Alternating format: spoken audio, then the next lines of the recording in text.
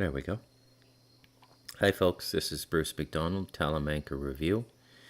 Let me just, because I did not go live last night, let me just make sure that this is actually streaming.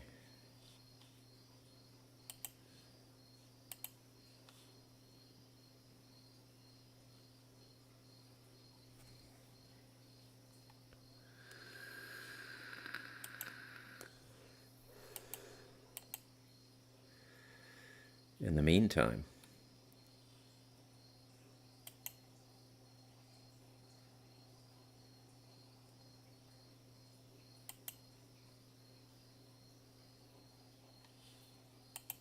hey man, I think this is working. Yes, sir, Ray. Yes, it is. So we have verified that I am live. I saw the, hi, Crystal Shaman. How are you? Hope you're doing well. Oh my God. This Christmas season is a bit taxing. These nephews, man, holy cow. They're just unbelievable how much they eat. They come up after my wife goes to bed, their aunt, they come up every night at about 10:30 and want me to make them a pizza on top of eating like 5 meals all day. And you just remember what it's like to be young. They don't put on a pound, right? They're skinny as rails, and it's just, I'm so jealous. But life is life, and we live the decades we're given. But I enjoy having people around me, and it was made pretty clear to me by my internal spiritual direction that being a part of people and grounding myself in people and being of service to people was an integral part of my unfoldment, so I don't complain. But that said, it's just a little taxing, I mean, this is a big place. There's like, with the sauna, there's 5 different buildings up here, a standalone bathroom and, a bunch of stuff. But as you know, I live a very quiet life. I mean, as you might imagine, anybody, meditating between 2 and 4 hours a day. And I can't find more than like 30 minutes of meditation a day. If I try and do it up front, my wife barges in. She has to get at the refrigerator.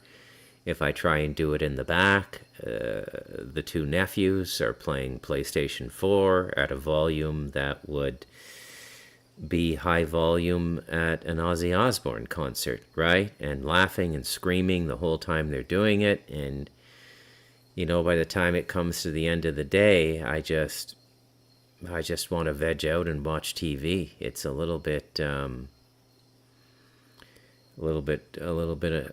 taxing, I'll have to say. That's all I have to say about that. It's just a little bit taxing. And my son will be coming in the middle of January, and then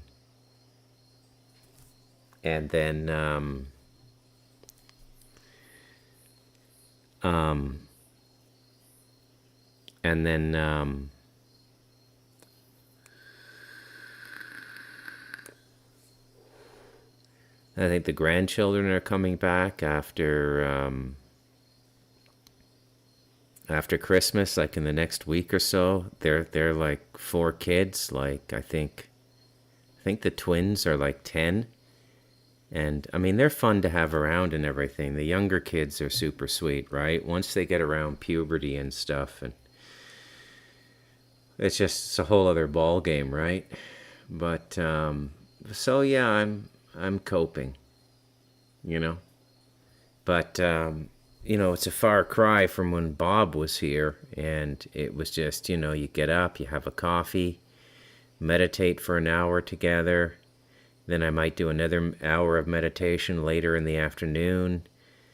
And then you quietly sit around and discuss metaphysics and spirituality, and then meditate again in the evening, and then, and then watch a movie. and so on and so forth. And so this is just something completely different. The Costa Ricans are extremely social people. And I don't know if you guys have ever experienced this, but extremely social people. And I don't know if this borders on some kind of a superstition or something. It might. But they don't like to be left in silence. Like, it's very difficult for them to live in silence. And silence is my preferred mode of living. And so just, sometimes it gets a little taxing. I try to keep it to myself. I don't complain. And you just sort of, get by and get through it all and all of these sorts of things. And,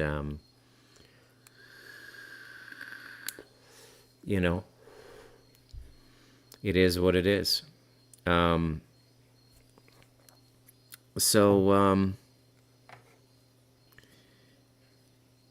Tonight I want to talk just about consciousness. I don't want to talk about the world, and you know how I feel about the whole UFO thing. I mean, people are coming to grips with things that I started experiencing quite significantly. About 5 years ago, 6 years ago, I guess, in 2019. 5.5 years ago. It started with Stardust Ranch, and the portals opening up in the house, and I had a big piece of furniture move, and the white light, and then all the freaky stuff that happened riding the light of darkness, and then the demonic legions in The Devil in Us. So you'll have to excuse me if I'm not all jumping through hoops, because the world is experiencing a little bit of paranormal activity now. I mean, the abnormal is my normal. So the paranormal is my normal. And I guess that's a good starting point, That's where I'll start.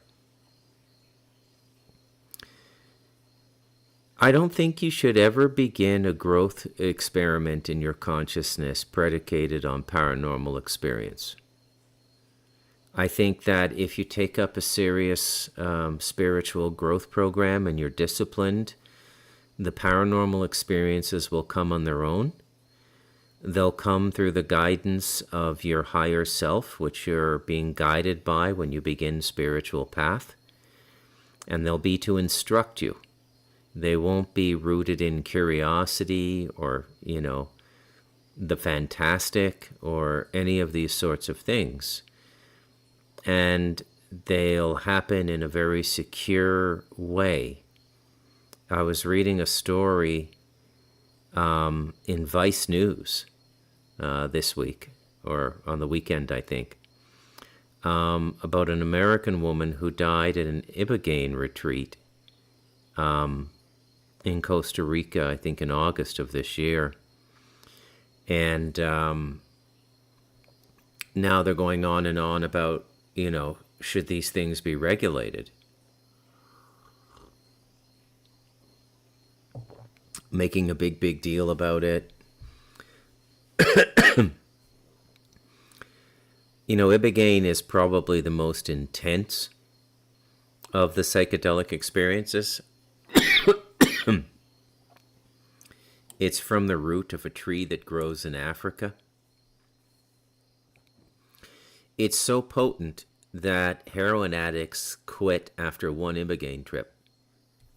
That's how astrally potent Ibogaine is. It's so potent that crackheads give up crack. Cocaine addicts give up cocaine. It's a very, very powerful psychedelic experience. It's like ayahuasca on steroids. And as such, it's not something that I would do unless I had no other options. And by that I mean that you're in such a desperate situation that, you're being so ruled by your negativity or your negative habit, that you may very well die anyways. So there's no harm in doing it. But I just found it a bit specious that Vice would do this article. And so now there's something like they in the article they cited, I forget the number, it was quite large, like I think don't quote me on this, but I think it was like 120 sacred medicine retreat centers in Costa Rica. I mean, it's a big thing over here. It's a huge thing. And these people make out like bandits too. They make out like bandits, man. Like a 10-day retreat will cost you $7,000 US.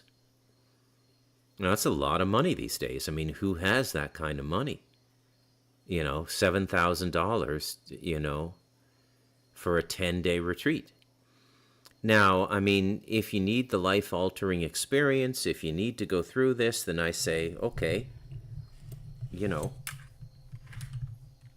all the power to you. Go ahead and do it. But if you don't need it, don't do it. Same thing for ayahuasca. And there's no doubt the popularity of ayahuasca is largely due to Joe Rogan. But these things, they don't really benefit you that much, if at all, spiritually. In fact, I might even go so far as to say that they're spiritually counterproductive.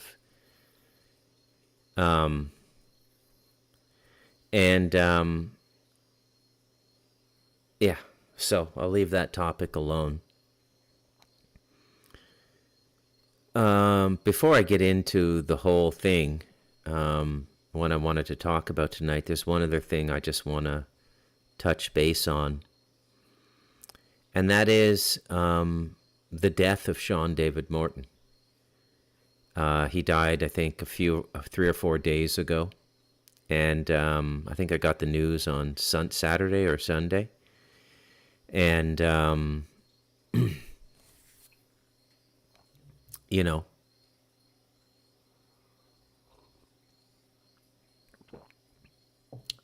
I didn't know Sean that well. I spoke to him a few times. Fellow writer. His writing's not that good. I mean, I don't mean to be a snob about this, but, writing is writing. And his content is phenomenal. Okay? And that is just was given to him. Okay? And what I mean by that is it was literally given to him. Some, secret space people, some people in this program, and they're not all bad, by the way. When we conceive of these things, really sort of let go of the good and evil model. That's not really a good model to go through life with. And really, it's an affectation of the mind virus of the Abrahamic religions. There's good, there's bad, there's constructive, there's destructive.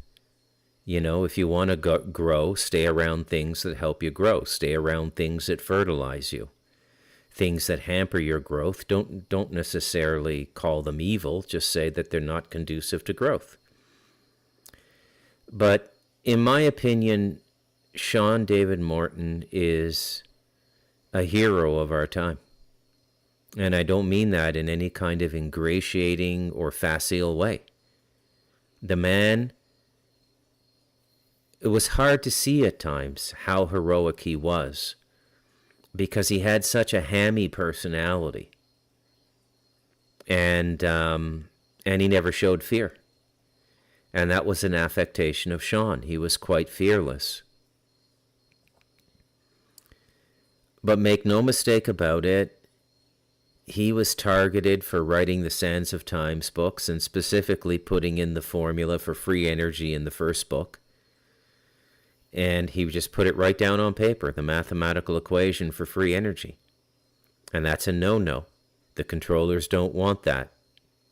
Okay, and we have controllers. If you have not picked that up listening to the Talamanca review, then I don't know what more I can do for you. We have controllers. I would say ultimately that the closest I've gotten to an actual definition of who and what they are is from another hero of our time, Robert Wiegand, and In the Light of Darkness, where he talks about psychically seeing the Council of 300 meeting and the interdimensionals, one behind each person at the seat, at the table, the Council of 300. The way the Council of 300 works is you have a principal and a second. So when George Bush Sr. had his seat at the Council of 300, his second was John McCain. Okay? And behind them is an interdimensional. Okay? It's really one of the more haunting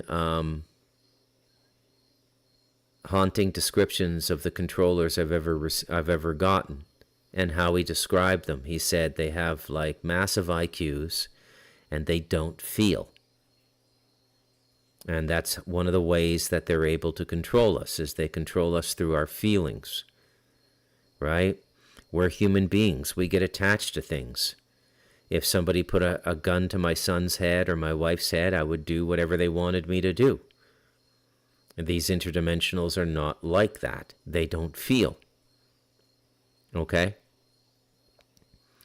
Feeling is the special quality of our species. I'm not sure that the extraterrestrials have it to the degree that we do. And I think feeling is a special connection with the Creator. And I think human beings have a stronger connection with the Creator than many of these powerful extraterrestrials. And remember how I thread through all of this, and this is sort of filling in the topic, by the way, the whole thing. The Creator is amorphous. The Creator, you can never see the Creator. You can never be the Creator. Well, you can be the Creator. It's like Rumi, the Sufi poet, said, I went looking for God and all I found was myself. I went looking for myself and all I found was God. The way we've been constructed, which is a very special design in the universe, is we have been given a heart center, a feeling center that is different than other species. Reptilians don't have it, the Greys don't have it. Even some of these higher order beings that everybody puts on a pedestal don't really have it to the degree that we do. Pleiadians don't have it. What happens is as you start to get into cosmic consciousness, your feeling diminishes.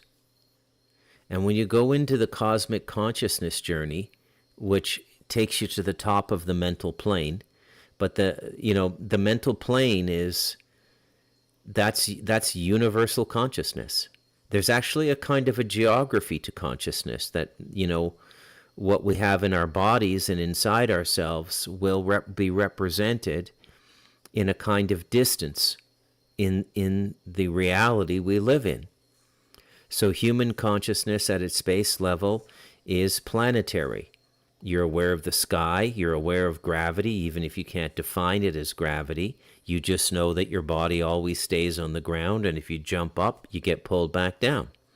If you fall out of a tree, you fall down to the ground. So you understand gravity. You smell, you hear, you see. You can conceptualize. You have this inner life that allows you to think. And in early forms of human development, that much of that thinking was laid to predation. How to hunt, how to gain food for the tribe. That's physical consciousness. Next after that comes astral. And astral consciousness is related to our solar system. Now, astrology and astral consciousness go hand in hand. Okay? And astral consciousness will allow you to communicate with many of the things in this solar system. And even though when we look at a planet and we look at it through the lens of a human being, we may say there's no life there. But that doesn't mean that there isn't life there. Because there's a planetary astral.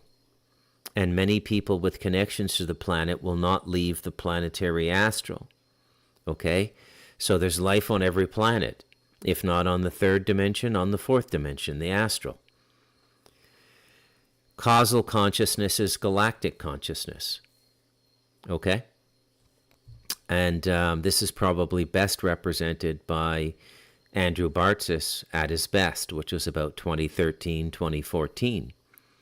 There's another guy on Gaia now who's a big record reader. And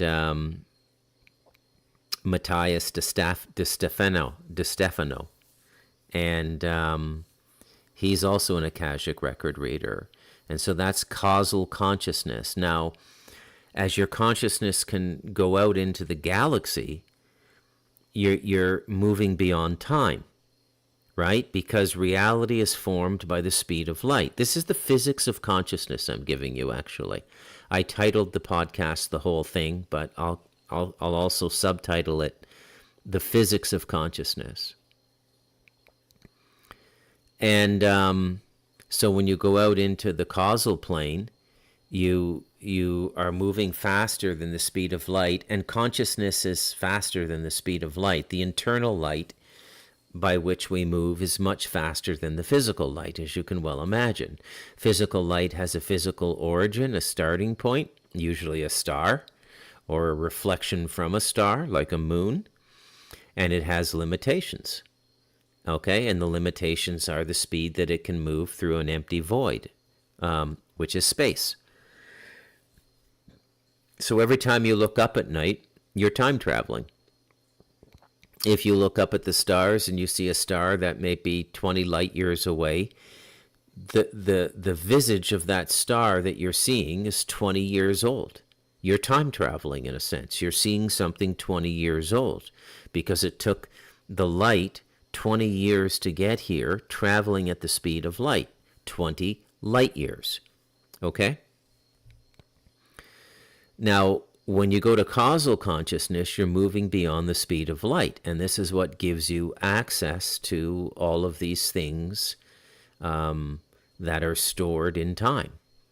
The causal records are a low diminutive aspect of the Akashic records. The real Akashic records are up on the sixth dimension. How do I know all this?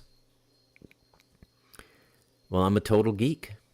Right? I've been reading esoterica my whole life, and I just know it. I haven't had too many time experiences, even though my consciousness has gone beyond the causal plane. I don't get too involved in time experiences. I've had some past life experiences, in meditation. I know a lot about myself in this life, and a lot of times what you're going to be working on in the life will be written into the life for you. It'll be in your birth date, it'll be in your parents, it'll be in your culture, and those things will represent what you're here to work on.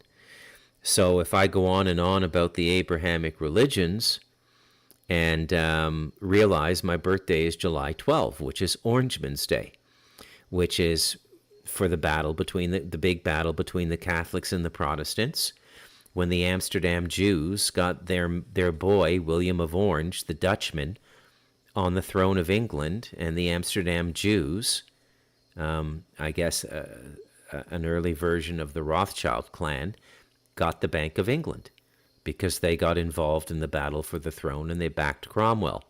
When it was all over and the Stuarts regained the throne, the Amsterdam Jews did not back Cromwell or demonstrate any loyalty to him. They allowed him to be beheaded. Find a moral in that story, if you will.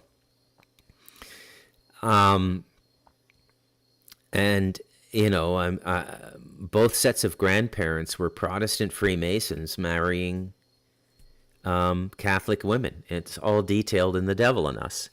Right? So this is what these are the knots that I had to work out in this life. And I've seen a lot of things related to this life. Now, most of these knots I've untied already. So the causal work I came here to do, the karma reparation I came here to do, is largely done. Okay? Which means that the rest of my life will be for spiritual growth and service to humanity. And you know somebody has achieved a freedom from the bondage of their life when they live in a free manner. It's one of the anybody who's attained real consciousness in life will always live free. And that doesn't necessarily mean that you're going to get like $1 million or millions of dollars, because $1 million isn't really a lot of money these days. You can't even buy a super decent house with $1 million in most parts of America or Canada or Australia now. You can't even buy a decent house. So I don't know why I'm showing my age when I say $1 million is a lot of money. But what I mean by freedom is you will be given control over your days. You will be given what every Jew wants, is the real Jews, the freedom to study the Torah and do your spiritual practice and not have to work like an animal in the field. And I've been given that freedom. And I try to be of service to my fellow human beings with the books, with the podcast, and with the enormous amounts of nieces, nephews, and grandkids I have to feed. And so then you get to what's called the mental plane, or, and some people, you could say that this is cosmic consciousness.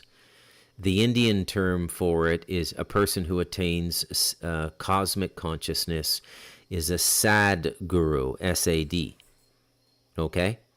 And it's amazing how they have this all mapped out. The cartography of consciousness is no better mapped anywhere in the world than it is in the Indian culture. Okay? It's just, we're light years behind them. Now, a lot of the extraterrestrials are probably operating in cosmic consciousness, but cosmic consciousness is still in the universe. So you go beyond the galaxies and you have what you would call universal consciousness, okay? Universal consciousness.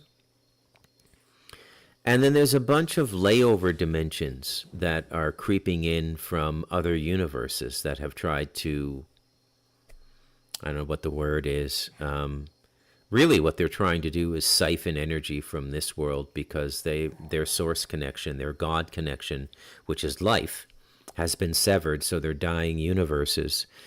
And they literally try to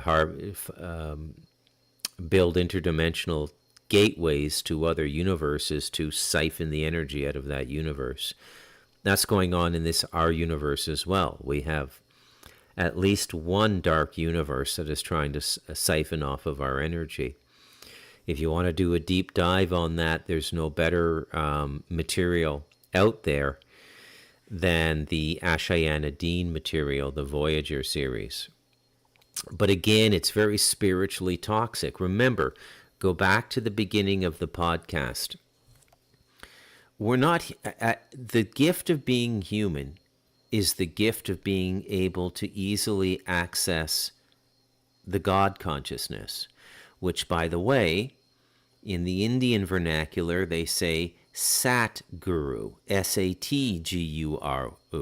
So Sadguru is cosmic consciousness, and these are the highly developed yogis, and the cosmic consciousness people are the ones that are always doing the miracles. Okay? They get it. It's kind of like I don't know, a spiritual petulance, if you will. Okay, they like to do things like levitate, and they can really do it. Don't let these blowhard Catholic priests doing all the podcasts now tell you that every time you see that it's demons. Sometimes it is. Okay, and this is another thing. It's, so I've already said in this podcast tonight that it might be not a bad idea to give up the concept of good and evil. And it might also not be a bad idea to give up the idea of, this pseudo barrier in the Abrahamic religions, which is, or I'll tell you what it is. It's one of those little fake walls you put up, when the kids are too big to be in a playpen or a crib, okay?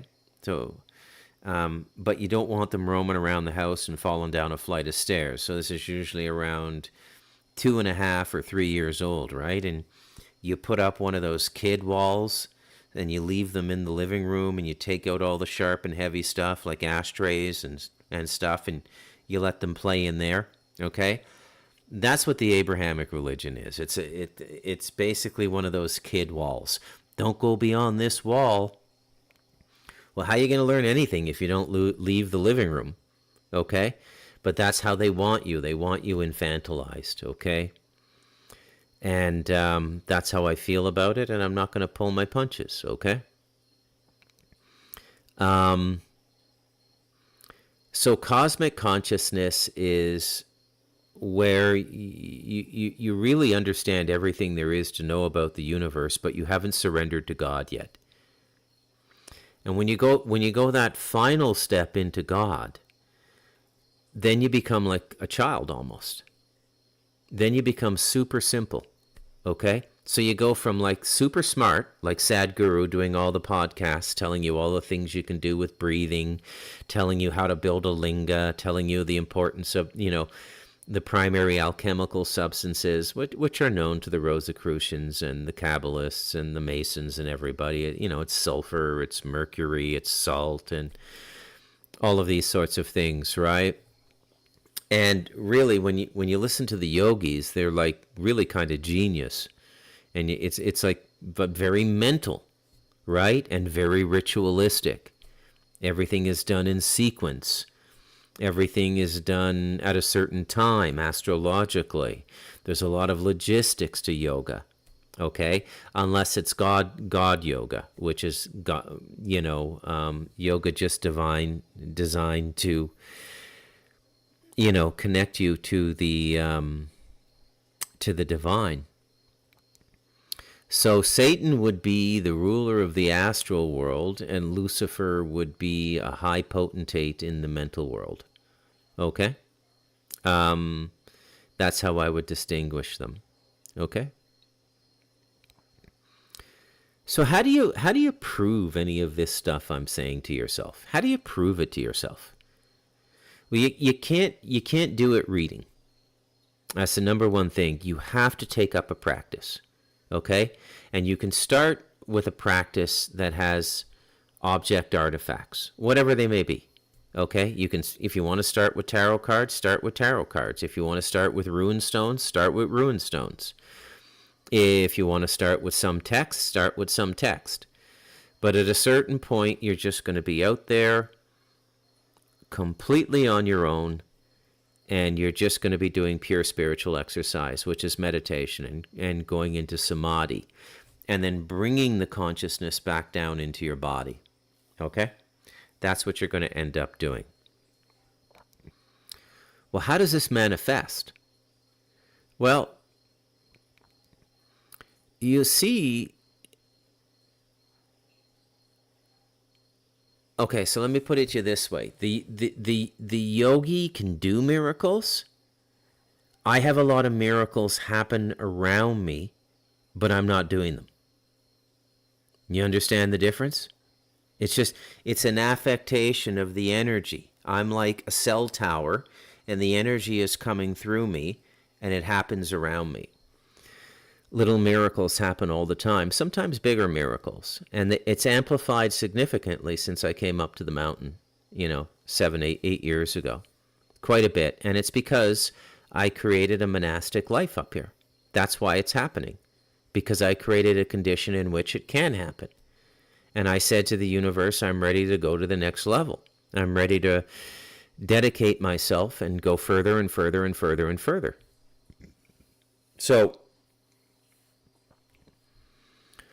what's going on now is perfectly articulated by a friend of mine who's in the chat now, Zaralath.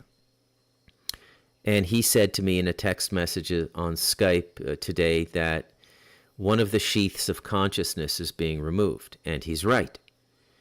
And I've been saying this on the Talamanca review for some time. Not that language, though. Not one of the sheaths of consciousness is being removed. What I've been saying is we're going through the fourth dimension, the astral, kind of like that wagon caravan in the Taylor Sheridan series, 1883, going across the West to get to Oklahoma or Colorado or wherever the hell it is they're going, ultimately Montana. But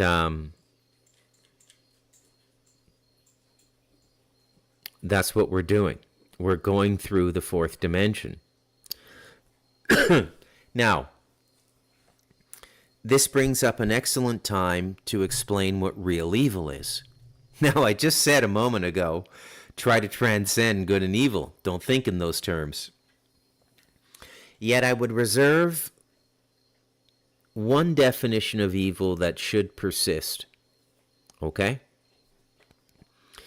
And that is the deliberate attempt to suppress a consciousness of an individual, a group of people, or the human race in its entirety. And this is true evil. Okay? It's like not allowing somebody to grow to their full potential. Okay? And that is the only evil I still recognize. There are evil things going on, obviously, all that, you know. By the way, you want to know why they're sacrificing so many children now? Because their magic isn't working anymore, and they haven't figured it out yet. And their dark night of the soul is them realizing that this shit don't work anymore, and we are a fortnight away from being discovered. These people are in panic mode like it's nobody's business. Okay? That's why there's so many children going missing now. You see so much junk out there. You know, the old gods are coming back. The Anunnaki, the Sumerians are coming back. Who gives a fuck? Okay? We are so connected as a human race now with other races, and our consciousness is completely different than the last time that they were here on the planet or around the planet. Okay? It's going to be a whole different thing. We have friends now, and we've made enough ground in our own consciousness growth that other more advanced races will defend us. Okay? And it's not that we need babysitters or anything like that. It's just that here everything is about self-interest at the end of the day. Okay? So if the low vibration and the calamity and chaos of this planet persists, and this solar system persists, because Saturn is a complete shit show as well. Mars is a complete shit show. Okay? The galaxy and the universe can't grow because we become like an anchor. Okay? Because everything is interconnected. The whole thing. Everything is one thing. This is what the yogis mean when they say a single individual human being is the universe in a human body.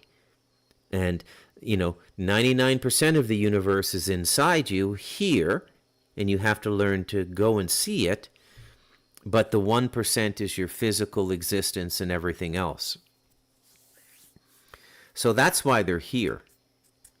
They're not, they're at a level of consciousness where,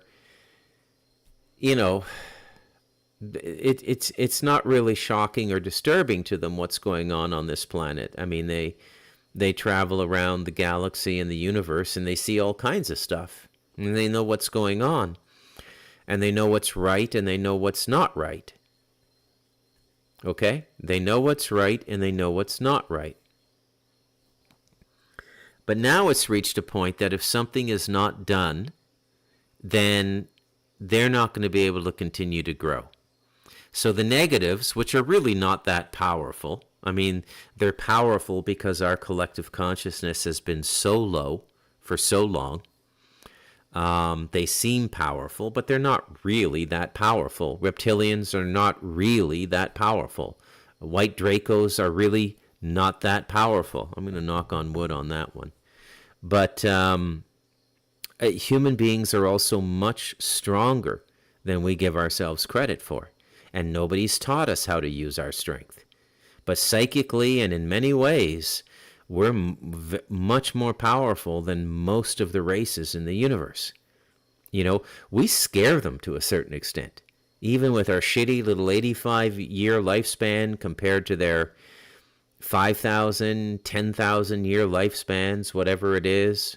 You know, every sentient species in the universe has a lifespan that's at least 10 times longer than a human life. You know, we say a human is 100, they're 1,000. That would be 1,000 would be the low end, right? But we can achieve so much in just an 85-year life. It's a testament to just how powerful this species is. And the genetics of the human race is quite extraordinary, okay? Because we're a mix. We're a mix of a lot of different DNA. So the whole thing is the whole thing. But you're not going to believe anything I'm telling you until you start to have your own mystical experiences. And you're not going to have those unless you start to take up spiritual practice. I would say the whole reason I do the Talamanca Review is to motivate people to do spiritual practice. And keep in mind, I'm not telling you what practice to do. Okay? If you want to continue to be a Christian, then be a Christian. Go to your church service 2-3 times a week. Pray an hour a day. Fast on Fridays. Really do it. Don't just say you are, like you signed an afterlife insurance policy. Oh, I'll just, I got to go to church at Christmas and Easter. I got to make my payment on my afterlife insurance policy. Really live it and put your whole heart into it, okay? You want to be a Buddhist? Be a Buddhist. If you don't know what you want to do, start with a 10-day Vipassana retreat. That'll show you what's going on inside you, how powerful it is. People have mental breakdowns going to those things, okay? And nothing happens to them. There's no ayahuasca. There's no ibogaine. It's just sitting and meditating an hour a day. You don't even meditate more than an hour a day, but you're not allowed to talk. So the whole thing becomes like a 10-day silent retreat. And what happens? All your shit comes up. All your buried unconscious shit comes up, okay? How do we deal with that in the West? Well, you go and see a psychiatrist once a week and pay them, $150 to talk to you for an hour, and you might be okay in 5 years with one small problem. Why not just take care of it yourself and go to a Vipassana retreat, right? But this whole society has been set up so that you don't lose efficiency. And there's a reason it's been set up this way. There's a reason nobody gets 2 or 3 months to do what they want. Because you could change your whole life in 2 or 3 months. Okay? There's a reason they don't want people living the way I live. Like in a rent-free home, a mortgage-free home with no property taxes, free to do whatever I want, free to read, study, and do whatever I want. They don't want people living like this. Why? Because they're going to grow. And the moment they start to grow, they're going to say, I'm not putting up with this shit anymore. And they're not going to confront it. It's, a revolution isn't going to happen unless you think apathy is a revolution. And that it would be a revolution of apathy. Who's going to build our bridge? Fuck you. Build it yourself. Who's gonna work the customer support line at IBM? Fuck you, do it yourself. I'm not interested. I got a garden growing. I make $1,500 a month. I have no rent, no mortgage. I don't need any more than $1,500 a month, and I have 80% of my own food supply. They don't want people. The scariest thing to them is people figuring out they don't need them. Okay? That's what terrifies these people, because we can live without them, but they can't live without us. Okay? Who do you think builds all their stuff for them? Okay? Well, it's people like you and I. That's who builds all their stuff for them. So the whole thing starts to come together when you start to have experiences. And the experiences will play with time to show you that time doesn't really exist. And you'll be shown in your unique way that time doesn't exist. But it'll be a concrete experience. You won't be able to deny it. It'll be scientific, but scientific only for you. Okay?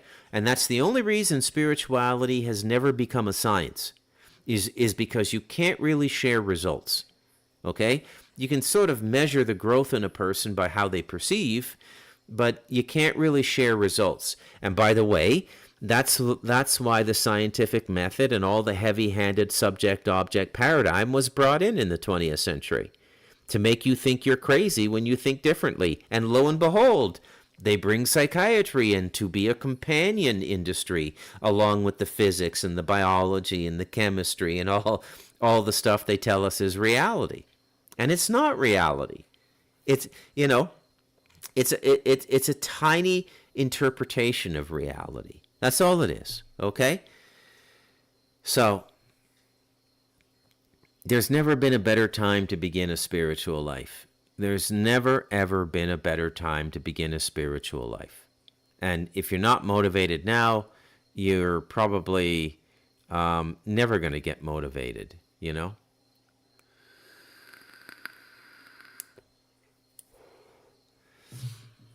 Yeah, so I'd say don't worry about don't worry about anything going on now. Stand in your sovereignty. Separate yourself from the social contract to the degree that you're capable. If you can't leave it, don't leave it, okay? But realize while you're in that contract, you're essentially you're their chattel to do with as they please, including kill you. And there's not a lot of karmic liability for them, okay? It's because of the way they set up the system and the tacit consent we give to them. When you get a birth certificate and you do all these things, okay? You register your children. You got to kind of leave it all behind. You got to have the courage to live on your own. You got to have the courage to live as an independent being. You got to take responsibility for your own health, which changes your diet, your sleeping habits, your exercise, and your spiritual practice, which is going to keep you very healthy and give you foreshadowing of health problems that may be coming up. Okay? It's all interconnected. It's all interconnected. But beneath all of the nonsense of the average human being is a Superman and a Superwoman, and they don't want you to know that. Okay? They do not want you to know that. That's why they give you all the kibble, which is, Jesus and Muhammad and Abraham and all the bullshit. God always exists in the now. Why would you study a religion that focuses on the future through prophecy? It's an oxymoron right out of the gate. Okay? And more people are going to start figuring out, boom, and it's just going to turn on in their heads like a light bulb. Okay? And they're going to go, holy shit. And at first you're going to be angry. You're going to say, how did I fall for this? Well, you fell for it because you were susceptible. You fell for it because you needed the comfort of a cosmology, but you didn't have the courage to define your own. That's what it comes down to. Now,